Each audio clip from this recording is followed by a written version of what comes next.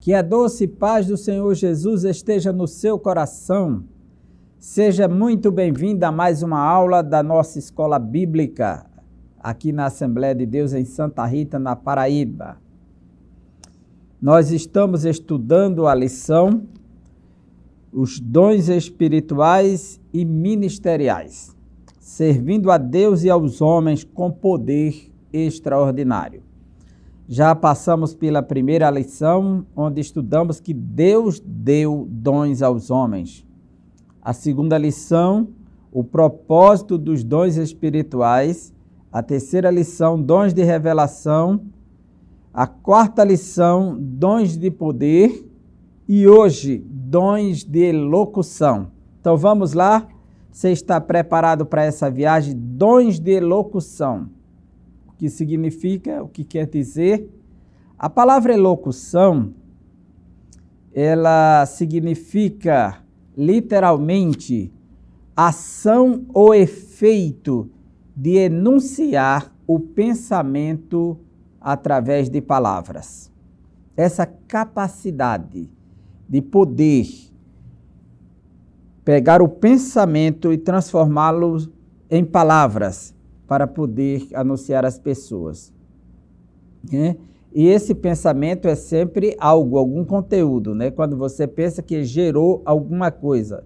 Então, os dons de elocução são os dons voltados para o pensamento de Deus manifesto por meio do dom espiritual. E quais são os dons de elocução? Nós estamos vendo que a primeira lista dos dons espirituais que Paulo apresenta, na primeira carta aos Coríntios, capítulo 12, ele apresenta duas listas. Na primeira tem uma descrição de 9 dons, na primeira lista. Estamos estudando essa primeira lista, onde começamos com os dons de revelação, os dons de poder e hoje os dons de elocução. A cada categoria dessa forma didática de apresentar os dons, são registrados 3 dons. Então, essa classificação de 3 em 3 que temos o número total de 9 dons. O nosso textuário nos diz assim: porque o que fala língua estranha não fala aos homens, senão a Deus. Porque ninguém o entende e em espírito fala de mistérios. Mas o que profetiza fala aos homens para edificação, exortação e consolação. 1 Coríntios capítulo 14, versículos 2 e 3. Paulo deixa claro para nós, o apóstolo Paulo, que a língua estranha, que é apresentado como um dom do Espírito, e também a profecia, elas têm funções distintas específicas. Primeiro, quem fala língua estranha, no caso de 1 Coríntios, capítulo 12 a 14, o 13 fala do amor. Paulo, quando apresenta os dons, que fala o dom de línguas e variedades de línguas, Paulo mostra aqui algo misterioso, desconhecido aos homens, a menos que haja um dom de interpretação. Diferente da manifestação das línguas, repartidas como que de fogo, que eram línguas, lá em Atos 2, estrangeira, línguas das nações, como um sinal para que as nações, representadas pelos judeus que foram para a Páscoa, reconhecessem que algo sobrenatural estava acontecendo, e Pedro explicou que era o cumprimento da profecia de Joel que começava a acontecer na terra. Mas aqui em Coríntios, Paulo apresenta o dom de línguas como algo totalmente desconhecido e diz que é uma língua misteriosa. Então, o apóstolo diz, porque o que fala língua estranha, aqui já não é língua estrangeira, é língua estranha, totalmente desconhecida. Não fala aos homens, senão a Deus. Então, a função da língua estranha, nesse versículo, fica claro que ela tem uma função vertical. Ele fala línguas, o Espírito coloca no coração do cristão e abre a sua boca em mistérios, e ele fala a Deus, ou seja, ele conversa com Deus. E nesse processo ele será edificado. Então ele tem uma função vertical, fala a Deus. Não fala aos homens. Olha, vem uma negativa aqui, não fala aos homens. Então, é um mistério entre a pessoa e Deus, senão a Deus, porque ninguém o entende. Veja que essa língua ela é estranha, ninguém pode entendê-la, a menos que receba da parte do próprio Deus o dom para discernir ou interpretar as línguas, né? A interpretação das línguas. Se depende desse dom também da parte do Senhor, se não há, então fica só entre a pessoa e Deus. E em espírito fala de mistérios.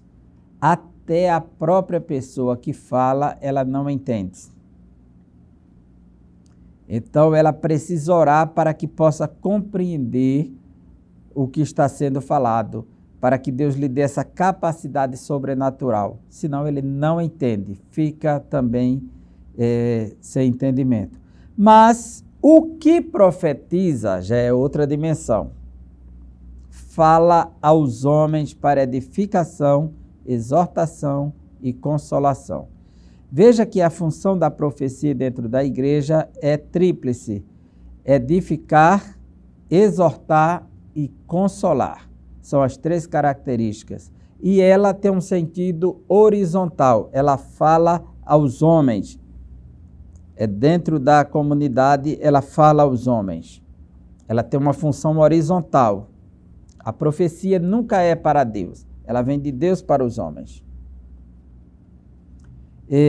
A verdade prática nos ensina os dons de profecia, de variedades de línguas e de interpretação das línguas, são para edificar, exortar e consolar a Igreja de Cristo. A função dos dons dentro da igreja é sempre fundamentar a igreja. Ela tem essa função de exortar a igreja, de consolar a igreja, de edificar a igreja. A leitura bíblica em classe está em 1 Coríntios, capítulo 12, versículos 7, depois 10 a 12, e 1 Coríntios, capítulo 14. E o apóstolo Paulo nos diz assim: mas a manifestação do Espírito é dada a cada um para o que for útil. Ou seja, a distribuição dos dons espirituais, ela não chega para uma pessoa todos os dons. Aí ficaria sem sentido se todos tivessem os mesmos dons dentro da igreja. Mas ela vem suprindo a necessidade dentro da própria comunidade cristã, dentro da utilidade que há naquele espaço. Mas a manifestação do Espírito é dada a cada um. Veja que a manifestação na comunidade, ela atinge a todos, mas não se dá a mesma coisa a todos. É dada a cada um para o que for útil. Quer dizer, se não houver necessidade naquele espaço, não haverá também essa manifestação. E a operação de maravilhas é dado pelo Espírito, e a outro a profecia, e a outro o dom de discernir os espíritos, e a outro a variedade de línguas, e a outro a interpretação das línguas. Mas um só e o mesmo Espírito opera todas essas coisas. É o mesmo, é uma fonte só, repartindo particularmente a cada um como quer. Porque assim como o corpo é um e tem muitos membros, e todos os membros, sendo muitos, são um só corpo, assim é Cristo também. Veja a unidade e a diversidade ao mesmo tempo no corpo. O corpo humano, ele tem membros diversos, mas essa diversidade forma uma unidade. Assim é o corpo de Cristo, a igreja do Senhor na terra. Que fareis, pois, irmãos? 1 Coríntios 14, versículo 26. Quando vos ajuntais, cada um de vós tem salmo, tem doutrina, tem revelação, tem língua, tem interpretação. Faça-se tudo para edificação. Que Paulo está dizendo? Quando se ajunta, cada um de vós tem. Tem salmos, tem pessoas dedicadas ao louvor para cantar os salmos. Tem doutrina, tem pessoas capacitadas para ensinar a igreja. Tem revelação, tem pessoas aqui com... talvez aqui seja a própria profecia, essa revelação, que Paulo fala de profecia e diz que é revelado os segredos do coração. Tem língua, tem interpretação, faça-se tudo para edificação. Veja que no corpo há variedades de dons, de talentos da parte de Deus que se complementam. E se alguém falar língua estranha, faça-se isso por 2 ou, quando muito, 3. E por sua vez, e haja intérprete. Veja o conselho do apóstolo Paulo aqui na primeira carta aos Coríntios. Se alguém falar língua estranha, isso deve ser feito por 2 pessoas, ou quando muito, o máximo no padrão de Paulo, falando de forma pública à comunidade, 3, no máximo 3. E por sua vez, e haja intérprete. Ainda mais tem esse detalhe, um está falando, o outro se cala, o outro fala, o outro se cala, cada um por sua vez. Paulo vai dizer no capítulo 14, no final, que não deve proibir ninguém de falar línguas, contanto que seja feito com ordem e decência. E qual é a ordem? No máximo 3. E tem que haver intérprete para edificar a igreja. Mas se não houver intérprete, versículo 28, esteja calado na igreja e fale consigo mesmo e com Deus.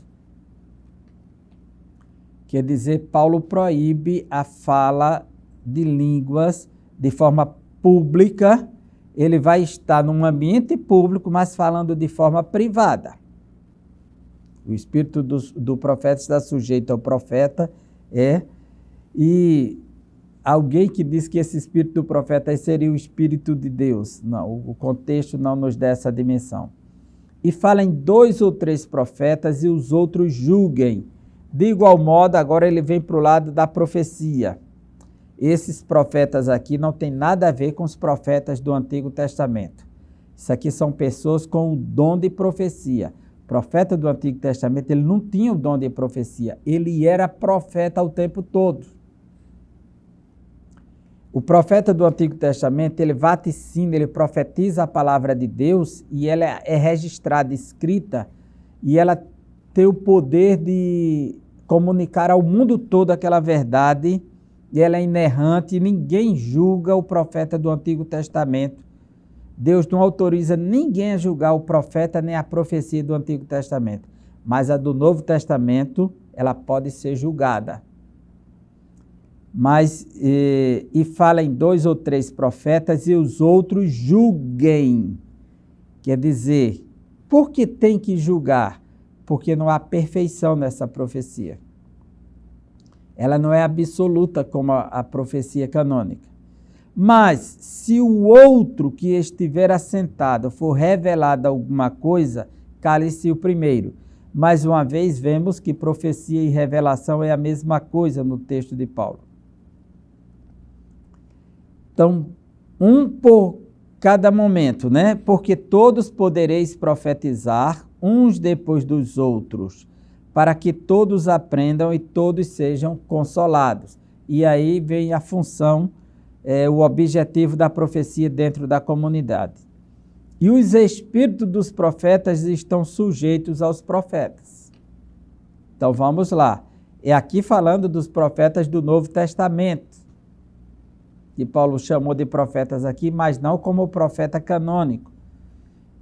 dentro da comunidade com uma função específica.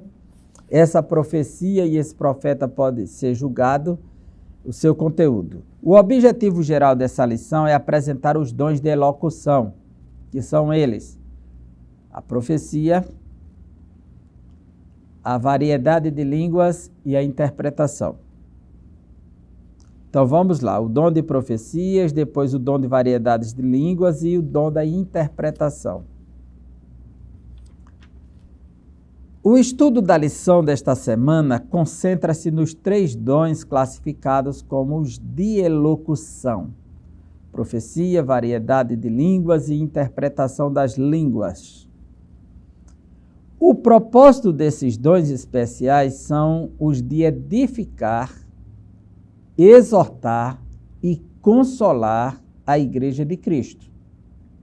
Se a profecia não cumprir esses 3 propósitos dentro da igreja, se esses dons não corresponderem a essa proposta dentro da igreja, exortar, consolar e edificar, pode desprezar meu irmão, minha irmã, porque não vem de Deus, né?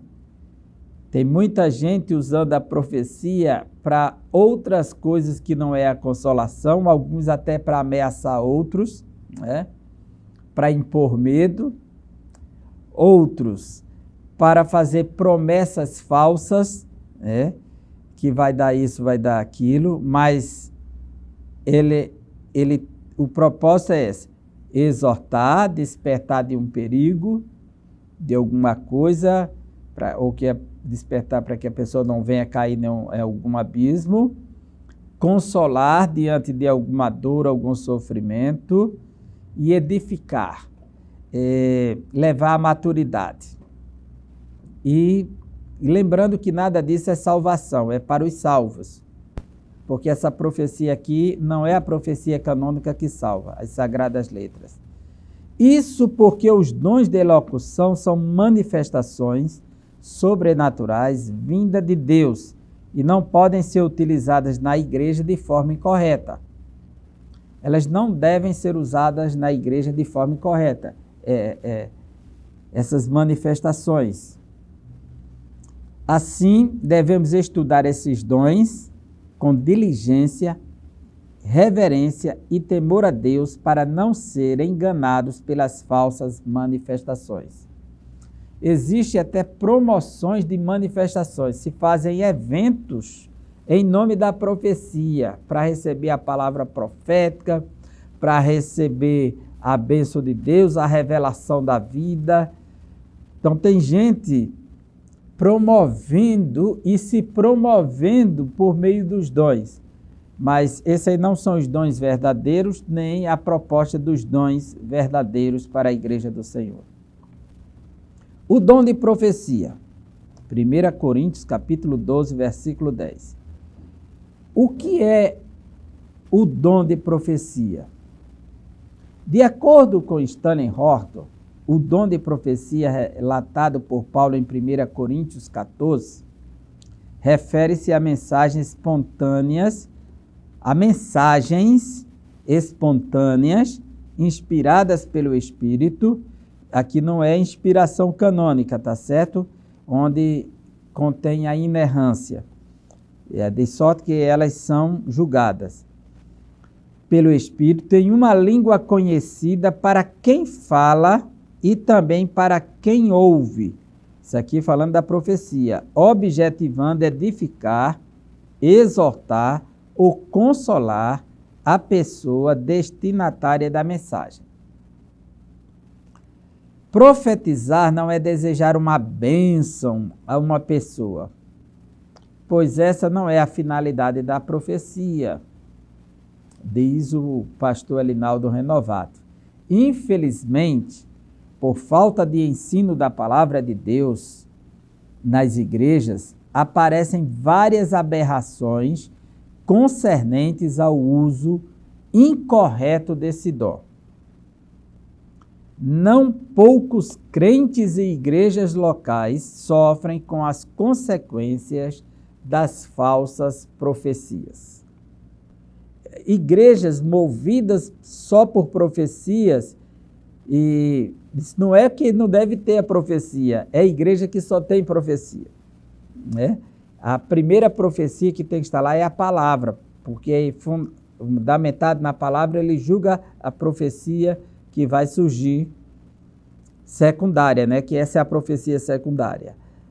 Apesar de exortar-nos a não desprezar ou sufocar a profecia na igreja local, como ensina o apóstolo Paulo em 1 Tessalonicenses 5:20, as Escrituras orientam-nos a que examinemos tudo, julgando e discernindo pelo Espírito o que está por trás da mensagem, ou das mensagens. Toda profecia espontânea deve ser julgada. Então, uma das classificações dessa profecia dentro da igreja hoje é essa, a profecia espontânea. Também profecia particular, né? Outro termo que é dado a partir das características que o texto revela como deve ser a profecia, que são dados esses nomes.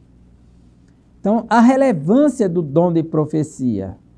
Não confunda nunca esse dom de profecia aqui no Novo Testamento para os cristãos como o dom que é dado aos profetas da Antiga Aliança. O dom de profecia é tão importante para a Igreja de Cristo que o apóstolo Paulo exortou a sua busca. Veja, 1 Coríntios capítulo 14, ele diz: segui o amor e procurai com zelo os dons espirituais, mas principalmente que profetizeis. Então, fica claro que ele tem a sua importância.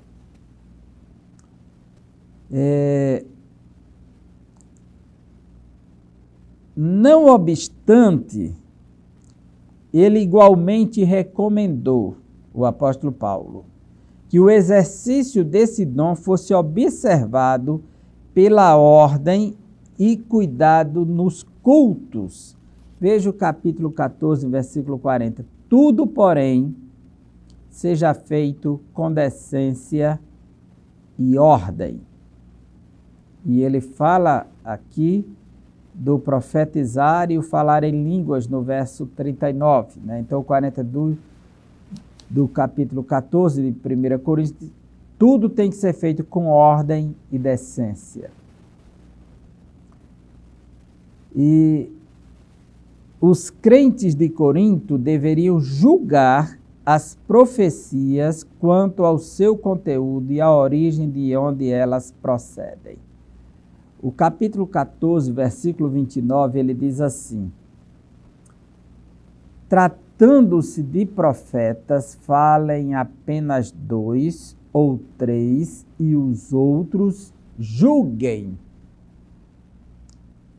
Então, a igreja tem a obrigação de julgar a profecia. Ela tem esse poder. E é interessante porque ele aplica isso direto ao profeta, que é o responsável pela fala no momento, embora o conteúdo não seja dele. Para que o profeta não fale de si mesmo, ou assuma uma posição que não é a sua, ou se aproprie de um conteúdo que não é seu. Tratando-se de profetas, veja que não é de profecia. Falem apenas 2 ou 3 e os outros julguem. A igreja precisa estabelecer o crivo das Escrituras sobre os profetas. Ela precisa estar atenta em relação à origem, para saber de onde elas procedem, porque Deus não vai falar entrando em contradição com a sua igreja ou entrando em contradição com a sua palavra, pois elas possuem 3 fontes distintas. A profecia, ele vai dizer. Deus pode ser a fonte, pode ser o homem.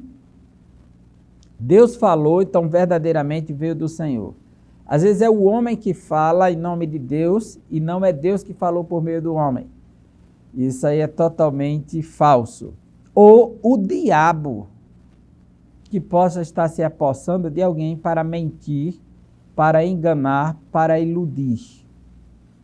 Devemos nos cuidar, pois a Bíblia, tanto no Antigo quanto no Novo Testamento, mostra ações dos falsos profetas.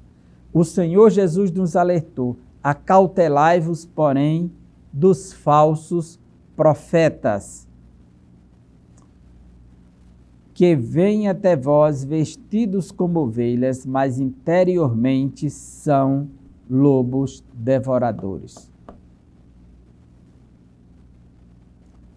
Então, precisamos estar atentos, precisamos estar despertos em relação a esse tema, essa característica da profecia, porque estamos vivendo essa época do fim e depois da grande pandemia tem surgido muitos profetas e muitas profetadas e muitas falsas profecias. Isto não quer dizer que a verdadeira profecia e haja um verdadeiro profeta entre nós.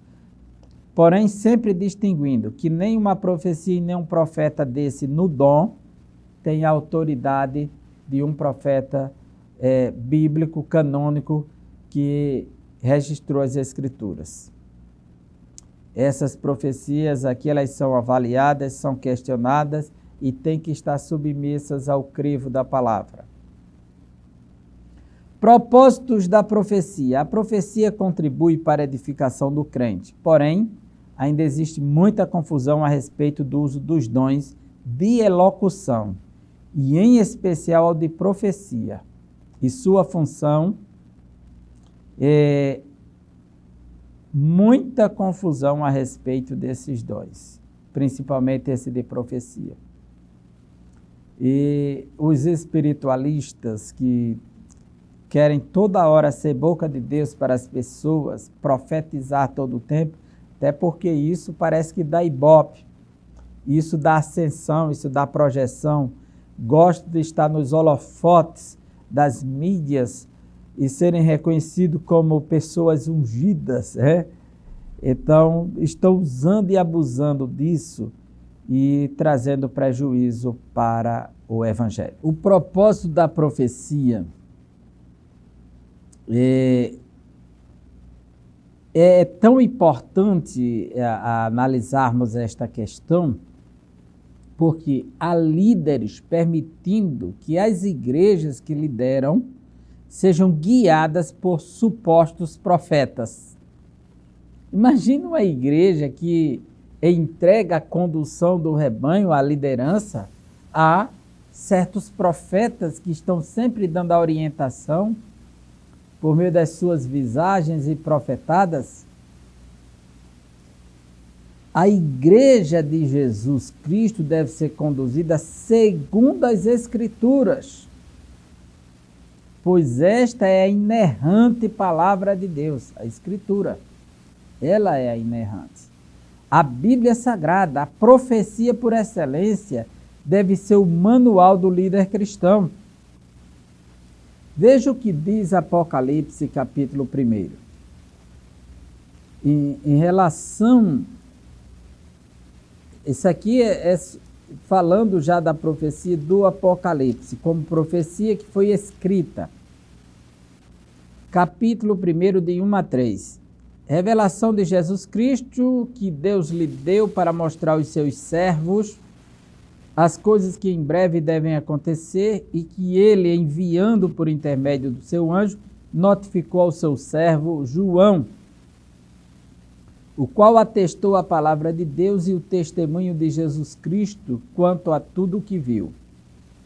Bem-aventurados aqueles que leem e aqueles que ouvem as palavras da profecia e guardam as coisas nelas escritas, pois o tempo está próximo.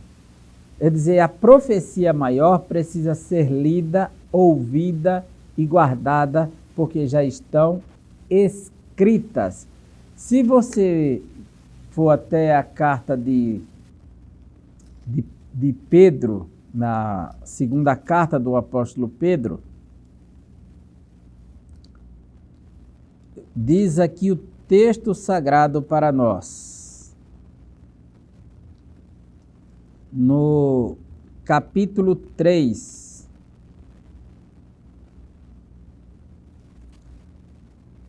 versículos 1 e 2. Amados, esta é agora a segunda epístola que vos escrevo. Em ambas procuro despertar como lembranças a vossa mente esclarecida, para que vos recordeis das palavras que anteriormente foram ditas pelos santos profetas, bem como do mandamento do Senhor e Salvador, ensinado pelos vossos apóstolos. Então ele mostra que a palavra e a profecia que foi registrada é o que devemos atentar. Então o que orienta a igreja, o que pode salvar a igreja é a palavra, a profecia maior, a profecia por excelência, a palavra de Deus. Outros líderes também erroneamente não tomam decisão alguma sem antes consultar um profeta ou uma profetisa. Imagina alguém que quer tomar decisões e vai consultar aquela profetisa, aquele profeta, aquele irmão simplesinho, mas que Deus usa. Quer dizer, ele faz do outro um oráculo de consulta.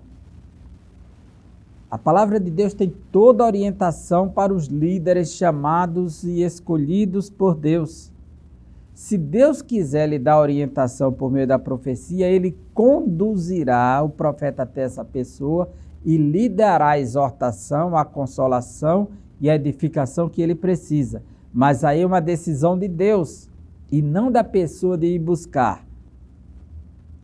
Estes profetizam aquilo que as pessoas querem ouvir e não o que o Senhor realmente quer falar. Todavia, a palavra de Deus alerta-nos que não ouçamos a tais falsários, conforme o profeta Jeremias, capítulo 23, de 9 a 22, que reprova todos os falsos profetas que estavam iludindo o povo. Então, o capítulo 2 dessa lição diz assim: variedade de línguas. Então, vimos um pouco sobre o dom de profecia na igreja. Primeiro, o que é o dom de profecia? Refere-se a essa mensagem, as mensagens espontâneas reveladas pelo Espírito em uma língua conhecida para quem fala. Qual a relevância do dom de profecia? O tópico 2. O dom de profecia é tão importante para a Igreja de Cristo que o apóstolo Paulo exortou a sua busca. O propósito da profecia: exortar, consolar e edificar. E variedades de línguas. Primeiro, 1 Coríntios capítulo 12, versículo 10, e o apóstolo Paulo disse: e há outra operação de maravilhas, e há outros a profecia, e há outro dom de discernir os espíritos, e há outro a variedade de línguas. O que é o dom de variedades de línguas? A Escritura ela nos revela sobre cada um desses dons suas características. De acordo com o teólogo pentecostal Thomas Hoover, o dom de línguas é a habilidade de falar uma língua que o próprio falante não entende, para fim de louvar, oração ou transmissão de uma mensagem divina. Então, as línguas ela podem agir no louvor, como oração ou transmissão de uma mensagem divina. Se a gente pega aqui na carta de Coríntios, o apóstolo Paulo nos mostra, aqui no capítulo 14,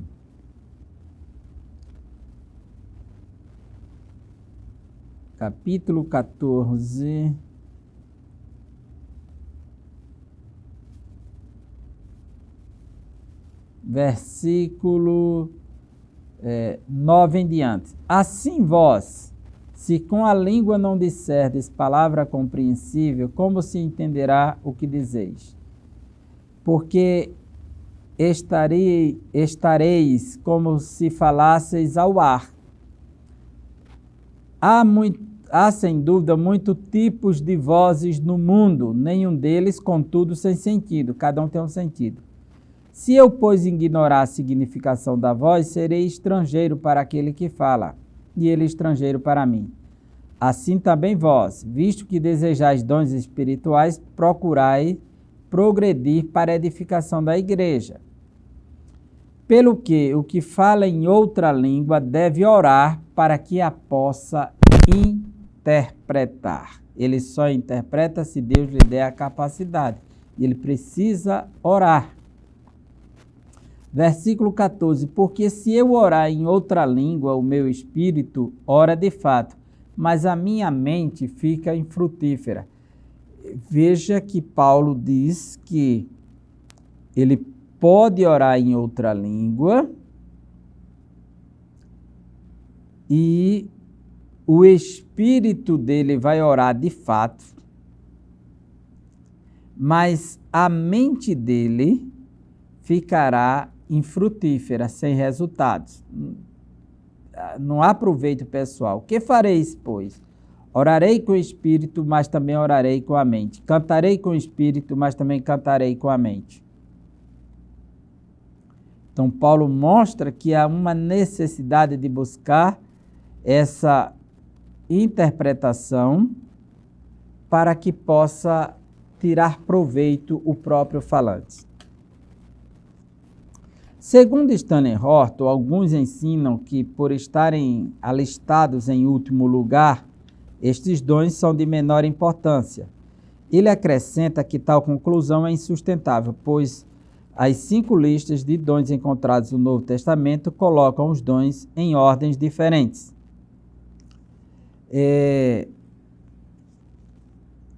Não existe essa ideia de inferioridade na realidade, mas existem graus de estágios para os próprios dons. Por exemplo, entre a profecia e línguas, existe aqui algo superior e inferior. Por exemplo, 1 Coríntios capítulo 14, versículo 5, Paulo diz assim: eu quisera que vós todos falasseis em outras línguas.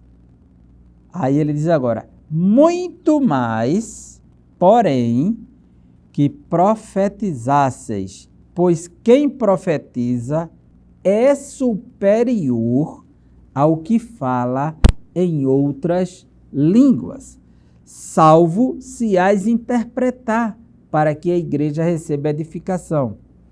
Por que que se torna inferior o falante de outras línguas ao que está profetizando? O que profetiza fala na língua do povo.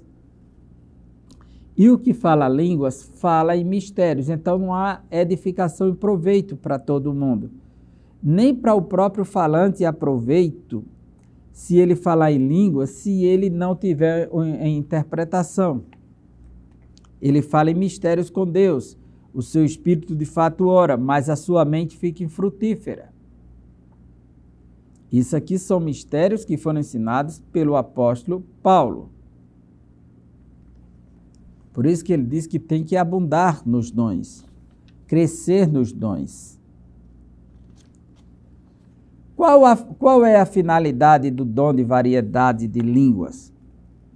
O primeiro propósito é a edificação da vida espiritual do crente, conforme 1 Coríntios 14, 4. O que fala em outra língua, a si mesmo se edifica. As línguas, ao contrário da profecia, não edificam ou exortam a igreja. As línguas não. Elas são para a devoção espiritual do crente que recebe este dom. Por isso que ela deve ficar no campo privado. À medida que o servo de Deus fala em línguas estranhas, vai sendo também edificado, pois o Espírito Santo o toca e renova diretamente.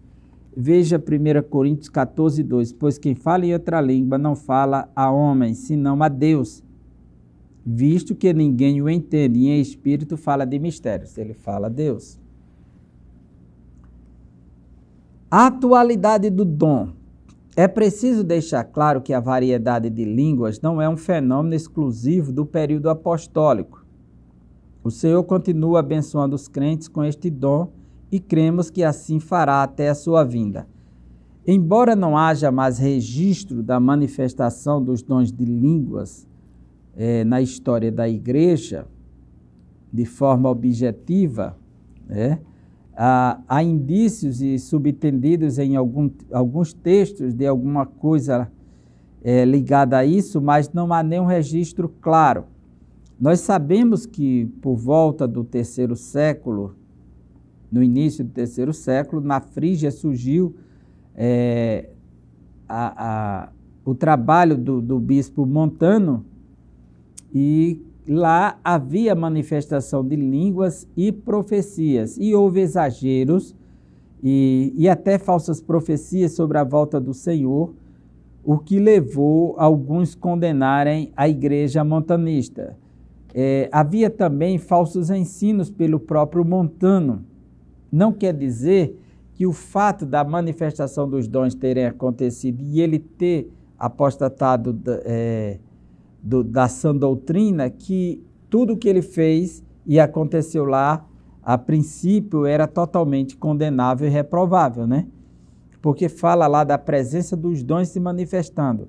Mas há também uma manipulação errônea dos dons que a própria doutrina de Montano exigia naqueles dias. Mas isso fica dentro da história da igreja praticamente debaixo de um lençol misterioso e vem se revelar agora no século XX. Aliás, do século XIX, né, com a igreja de Edward Irving. Vamos lá. O Senhor continua, né? É um dom tão útil à vida pessoal do crente em nossos dias como foi nos dias da igreja primitiva. A Bíblia diz que os crentes batizados no dia de Pentecostes com o Espírito Santo falaram em outras línguas pelo Espírito. Embora o texto de Atos dos Apóstolos do dia de Pentecostes fale de línguas estrangeiras e não línguas estranhas. Isso também não impede que as línguas estranhas estivessem lá, pois o realce e o destaque é que eles falam línguas estrangeiras para as pessoas que veem e ouvem, como um sinal que a era messiânica, aliás, que a dispensação do Espírito começou e todos podem ver, aquilo que foi prometido por Joel está acontecendo. É um novo tempo para a humanidade. Era a inauguração da igreja. A gente vai perceber que no livro de Atos, capítulo 10, mais uma vez o Espírito desce na casa de Cornélio e ali há manifestações de línguas e profecias. E lá no livro de Atos, capítulo 10, já não fala de língua estrangeira, só línguas, né? Aliás, vamos ler esse texto, Atos, capítulo 10, quando Paulo prega na casa de Cornélio, versículo 45 e 46. E os fiéis que eram da circuncisão, que vieram com Pedro, admiraram-se, porque também sobre os gentios foi derramado o dom do Espírito Santo, pois os ouviam falando em línguas e engrandecendo a Deus. Então perguntou Pedro: porventura pode alguém recusar a água, para que não sejam batizados estes que, assim como nós, receberam o Espírito Santo? Mas aqui diz que eles falaram em línguas. Capítulo 3 da lição. Interpretação de línguas. 1 Coríntios 12, 10. Que o apóstolo Paulo diz, no capítulo 12, versículo 10, a última parte. E a outro, a interpretação das línguas, porque são inúmeras, né? Das línguas. Definição do dom. De acordo com Thomas Hoover, ele ensina que a interpretação das línguas é a habilidade de interpretar no próprio vernáculo, ou seja, na língua materna ou a língua do país em que todos falam. Pegar a língua estranha e interpretar na própria língua vernácula, na língua do povo. Aquilo que foi pronunciado em línguas. Na igreja de Corinto havia certa desordem no culto com relação aos dons espirituais. E por isso Paulo os advertiu dizendo: e se alguém falar língua estranha, faça-se isso por 2, ou quando muito 3, e por sua vez, e haja intérprete. Mas se não houver intérprete, esteja calado na igreja e fale consigo mesmo e com Deus. Veja o mandamento bíblico, a ordem apostólica em relação à interpretação das línguas, os dons de línguas. O que nós temos visto nos últimos dias é o oposto desse mandamento. É como se alguém estivesse querendo pisar o apóstolo Paulo ou calar a sua voz. Porque Paulo diz que tem que ser no máximo 3 e ficar calado. Ele não disse que não pode proibir de falar em línguas. No capítulo 14, bem no final, ele diz: e não proibais de falar em línguas. Mas a regra não é que não fale, é que fale consigo mesmo, no seu espaço privado. Nós vemos muita gente em muitas igrejas e pregadores falam em línguas que a língua não assusta ninguém, a língua é o poder de Deus. Não é esse o ensino da palavra de Deus. As línguas não é para estar nas mídias, nos rádios, nos canais, fazendo sucesso e projetando pessoas.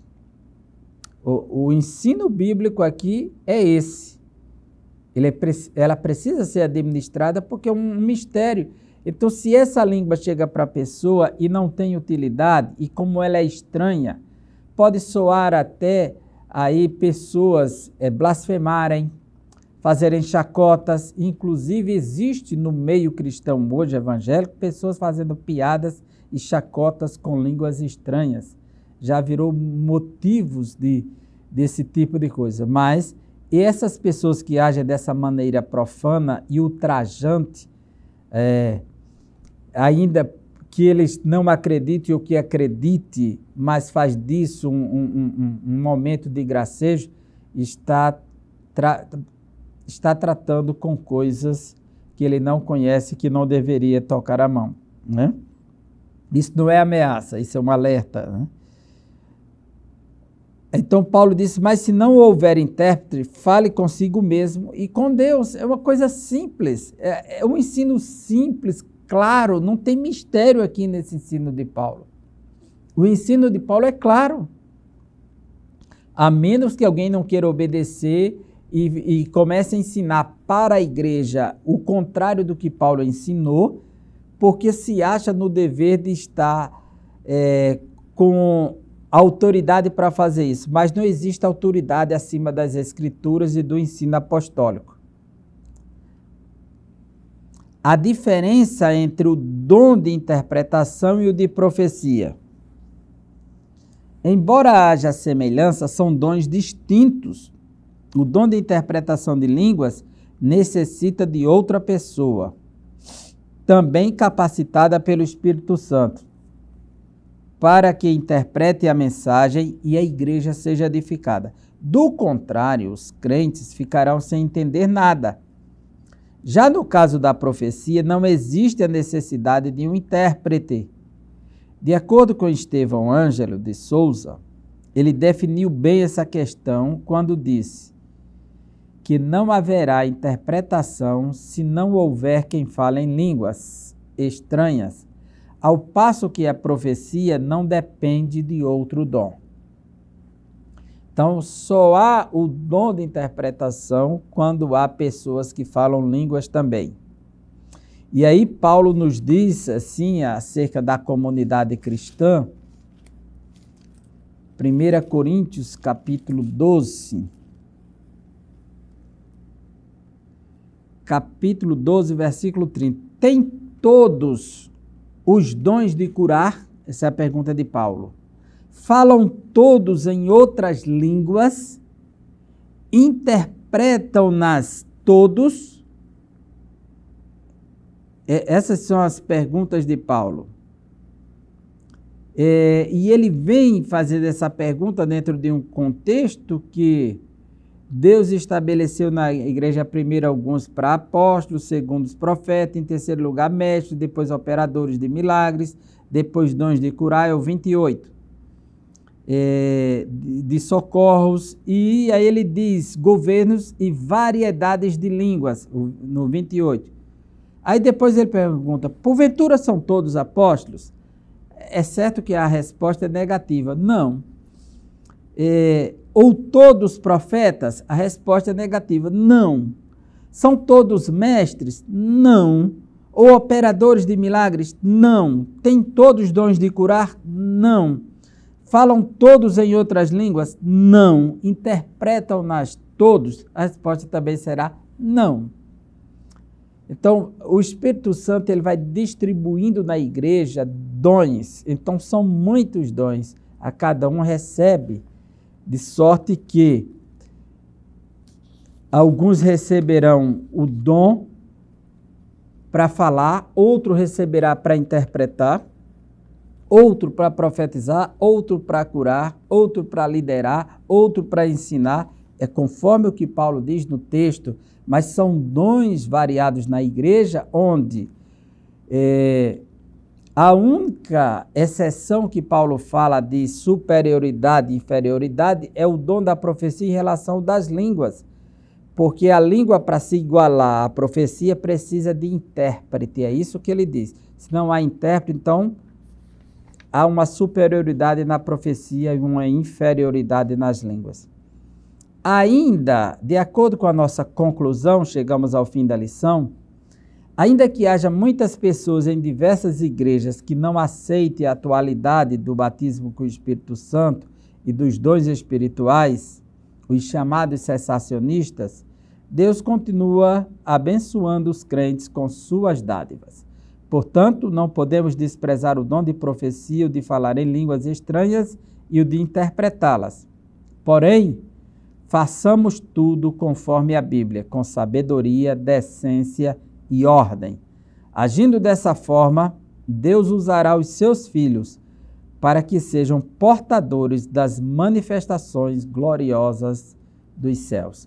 Então, para que uma igreja seja genuinamente pentecostal, ela não precisa ter crentes rodando dentro dela, pulando, fazendo aviãozinho, precisa ter crentes com metralhadora na mão, ter crentes em momentos estáticos, profetizando um para o outro em grande escala. Não, ela precisa ter os dons e administrar com ordem e decência, de acordo com a ordem bíblica, porque esses dons não são dados para promover um clubezinho de movimentos de meninices, não.